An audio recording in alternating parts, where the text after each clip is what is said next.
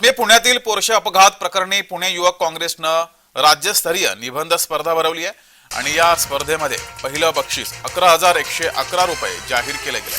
पुण्यामध्ये अपघात झाला। या अपघातात दोघांचा दुचाकीवरून जात असताना मृत्यू झाला आणि यानंतर काँग्रेस सुरुवातीपासूनच या प्रकरणी आक्रमक झाली। काँग्रेसनं राज्यस्तरीय निबंध स्पर्धा भरवली आहे।